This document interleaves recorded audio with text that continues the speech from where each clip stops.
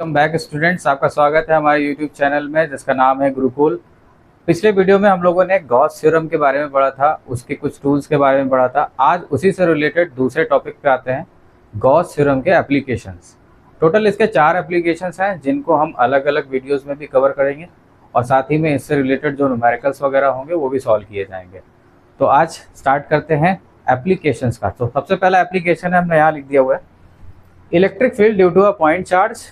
इसी को as a दूसरे क्वेश्चन भी लिखा हो जाता है, हेंस प्रूव कूलॉम्स लॉ। मतलब एक पॉइंट चार्ज से इलेक्ट्रिक फील्ड की वैल्यू निकालनी है और फिर उसी से कूलॉम्स लॉ को प्रूव करना है। कूलॉम्स लॉ सभी ने पढ़ा हुआ है, किसी ने नहीं पढ़ा तो बता देते हैं। कूलॉम्स लॉ क्या होता है कि दो पॉइंट चार्जेस जो होते हैं Q1 Q2, अगर इनके बीच में कोई डिस्टेंस r डिफाइंड है तो ये एक दूसरे को अट्रैक्ट या रिपेल दोनों कर सकते हैं।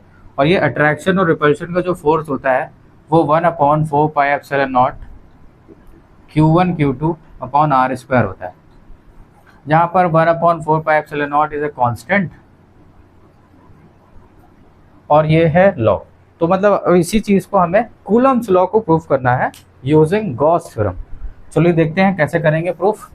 सबसे पहले कुछ स्टेप्स हैं वो हम यहाँ पर लिख देते हैं, वो सभी एप्लीकेशंस पे अप्लाई करेंगे और उसको स्टेप बाय स्टेप करेंगे। फॉर एग्जांपल, सबसे पहले जब भी गॉस थ्योरम का क्वेश्चन लगाएंगे तो स्टेप नंबर 1 क्या करना है, यहाँ पर कुछ स्टेप्स लिख देते हैं हम।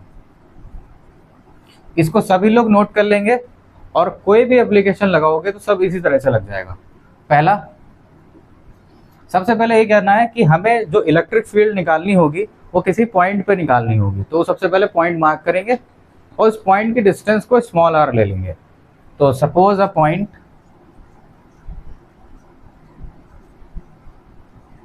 एट डिस्टेंस r, ये सबसे पहला स्टेप होगा। एंड सेकेंड पॉइंट क्या करेंगे, सेकेंड स्टेप में जहां पर पॉइंट लिया है इस पॉइंट को P मान लेते हैं। इस पॉइंट से पास होता हुआ एक गॉसियन सरफेस बनाएंगे। गॉसियन सरफेस पिछले वीडियो में देखा हम लोगों ने। तो draw a Gaussian surface through this point. जिस पॉइंट पे इलेक्ट्रिक फील्ड निकालनी है उस पॉइंट से एक गॉसियन सरफेस ड्रॉ कर देंगे। जैसे गॉसियन सरफेस ड्रॉ होगा उसके बाद थर्ड स्टेप करना क्या है, हमें उसी पॉइंट पर एक स्मॉल सरफेस एरिया को कंसीडर करना है। तो टेक अ स्मॉल एरिया, इसको DA लिखा जाएगा और DA के ऊपर देखो वेक्टर लगाया हुआ है मैंने, इसका मतलब इसकी डायरेक्शन भी डिफाइन करनी है। And define direction of DA। जिस पॉइंट पर हमने DA लिया हुआ है उसी पॉइंट पर हमें इलेक्ट्रिक फील्ड की भी डायरेक्शन को बनाना होगा। इलेक्ट्रिक फील्ड का एक ही डायरेक्शन होता है, प्लस से अवे एंड माइनस के टुवर्ड्स। तो DA और E का डायरेक्शन बना लेंगे जिस पॉइंट पे हमने DA को लिया हुआ है। ओके, इसके बाद फोर्थ स्टेप पे आएंगे। जैसे ही ये मार्किंग हो जाएगी उसके बाद हम लोग लिखेंगे इलेक्ट्रिक फ्लक्स की डेफिनेशन। इलेक्ट्रिक फ्लक्स की डेफिनेशन क्या होती है, phi E is equal to E dot A। जब E और DA के बीच की डायरेक्शन बना लेंगे तो यहाँ से ही हमें इनके बीच का एंगल पता चल जाएगा, दैट इज थीटा पता चल जाएगा। जब वो थीटा पता चल जाएगा तो यहाँ पर रखेंगे तो phi E is equal to हो जाएगा EA cos थीटा। इसको इक्वेशन नंबर 1 मान लेंगे। उसके बाद लास्ट स्टेप होगा कि गॉस थ्योरम को अप्लाई करेंगे। गॉस थ्योरम अप्लाई करेंगे तो गॉस थ्योरम क्या होती है कि जो इलेक्ट्रिक फ्लक्स होता है वो 1/ε0 होता है Q नेट के। इसको इक्वेशन नंबर 2 मान लेंगे। अब देखोगे इक्वेशन नंबर 1 और 2 को इक्वेट कर सकते हैं क्योंकि दोनों के लेफ्ट साइड में इलेक्ट्रिक फ्लक्स है और इक्वेट करने के बाद में यहाँ से इलेक्ट्रिक फील्ड की वैल्यू आ जाएगी। तो बस ये इतने 5 स्टेप करेंगे और पांचों स्टेप से सभी प्रकार के यहाँ पर जो भी एप्लीकेशंस हैं गॉस थ्योरम के वो सब कवर कर लेंगे।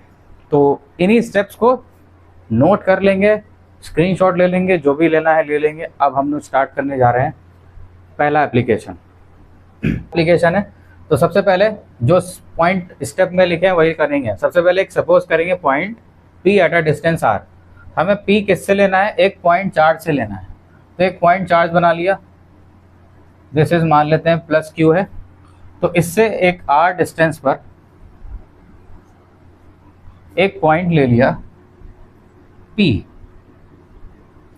अगला स्टेप मैंने बताया कि इसी पॉइंट पे ड्रॉ करना है गॉसियन सरफेस। तो गॉसियन सरफेस को ड्रॉ करेंगे। अब बताएंगे पॉइंट चार्ज के लिए गॉसियन सरफेस बताया हुआ है स्फेरिकल होगा, तो यहाँ पर एक स्फीयर बना लेंगे।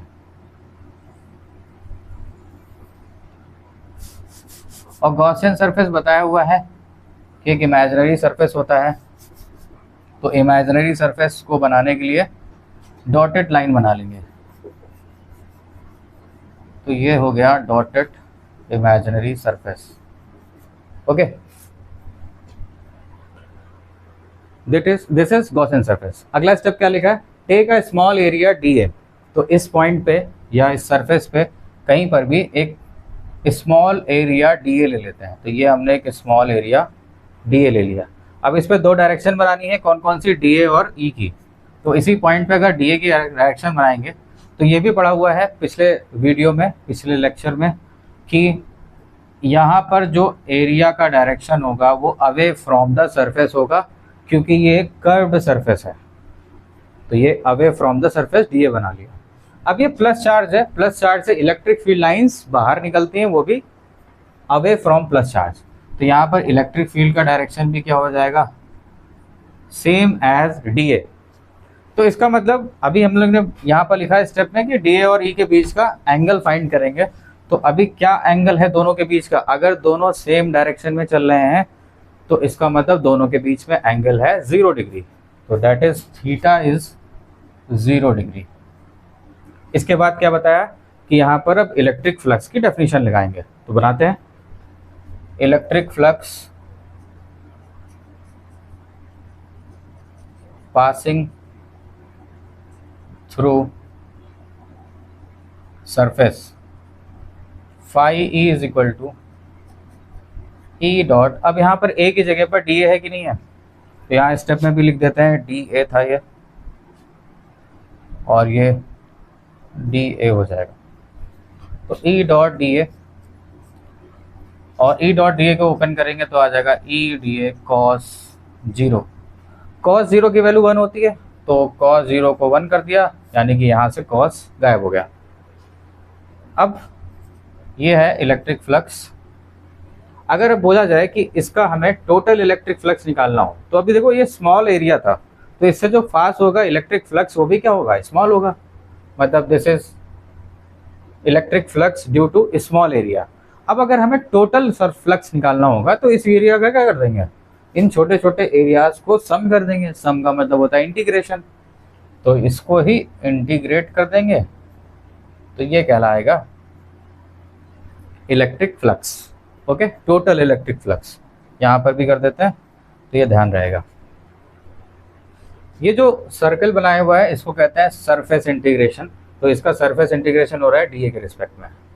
तो जब A के रिस्पेक्ट में हो रहा है तो यहाँ पर E बाहर आ जाएगा and surface integration of DA। अब अगर हम सभी एरिया को सम अप करें तो एक स्फेयर का एरिया ही तो आएगा, और एक स्फेयर का एरिया होता है 4πr²। अगर रेडियस देखोगे तो आ रही है यहाँ पर, तो यहाँ हो जाएगा E इंटू 4πr²। ये आ गया इलेक्ट्रिक फ्लक्स। और हमने कहा था कि जो भी फाई की वैल्यू आएगी इसको इक्वेशन नंबर 1 मान लेंगे, तो इसको इक्वेशन नंबर 1 मान लिया। अब इसके बाद लास्ट स्टेप था कि गॉस थ्योरम को अप्लाई करना है। यहाँ लिखेंगे applying Gauss theorem. Gauss theorem को जब अप्लाई किया तो गॉस थ्योरम कहती है कि जो फ्लक्स होता है वो 1/ε0 होता है Q नेट के। तो इस बंद सरफेस में टोटल चार्ज कितना बंद है? Plus Q। तो Q नेट को क्या हम Q लिख सकते हैं? तो ये Q नेट को Q लिख दिया। Okay, this is equation number 2। अब अगर इक्वेशन नंबर 1 और 2 को इक्वेट कर दें तो दोनों के लेफ्ट साइड इक्वल है, तो राइट साइड भी इक्वल हो जाएंगे। यहाँ लिखेंगे from 1 and 2 E into 4πr² equal to Q upon epsilon naught. E से डिवाइड में भेज देंगे उधर, तो E की वैल्यू यहाँ से आ जाएगी।